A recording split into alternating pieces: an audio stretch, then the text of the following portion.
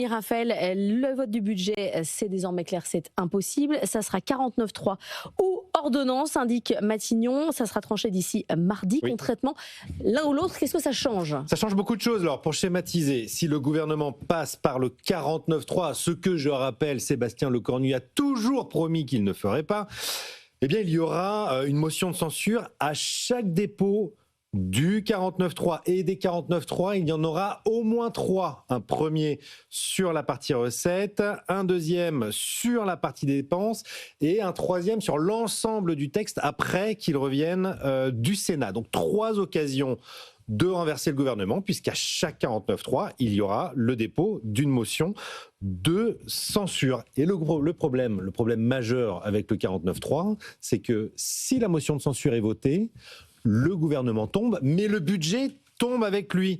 Ça veut dire qu'il faudrait tout reprendre depuis le début et qu'on se retrouverait début février avec 0 budget en fait. Et ça, Emmanuel Macron ne le veut surtout pas. Pourquoi ? Parce qu'en février, lui, il a son agenda médiatique. C'est la présidence du G7 avec une ambition toute simple, je cite, c'est faire de la réduction des déséquilibres mondiaux une priorité de sa présidence, rien que ça. Ce sera surtout pour le président de la République l'une de ses dernières séquences importantes avant les municipales, puis le début de la campagne présidentielle. Le président veut donc faire place nette. Il ne veut pas de crise budgétaire, et si possible, pas de crise agricole. C'est aussi pour ça qu'on vient de débloquer 300 millions d'euros pour les agriculteurs. Et donc c'est pour ça que lui souhaite une alternative pour mettre fin à cet interminable épisode budgétaire, ce sont les ordonnances. Enfin, parce que vous me parlez d'Emmanuel Macron qui n'en veut pas, mais les députés sont au bout du rouleau. C'est que plus personne n'en peut des discussions sur le budget. Du coup, les ordonnances, quelle différence ? Alors, les ordonnances, c'est l'article 47 pour le coup de la Constitution. Il permet de passer en force si le Parlement ne s'est pas prononcé sur le projet de budget dans un délai de 70 jours. Autant vous dire qu'on l'a explosé depuis longtemps ce délai. Alors ce qui est sûr, c'est que si le gouvernement tombe, et ça Sébastien Lecornu le sait depuis l'automne, mais à la différence du 49.3, le budget lui, serait voté. Les ordonnances, c'est un passage en force face au Parlement. Donc évidemment, ces motions de censure et le gouvernement tombent. Mais on a le budget dans sa version originale. C'est un retour au budget Bayrou en quelque sorte.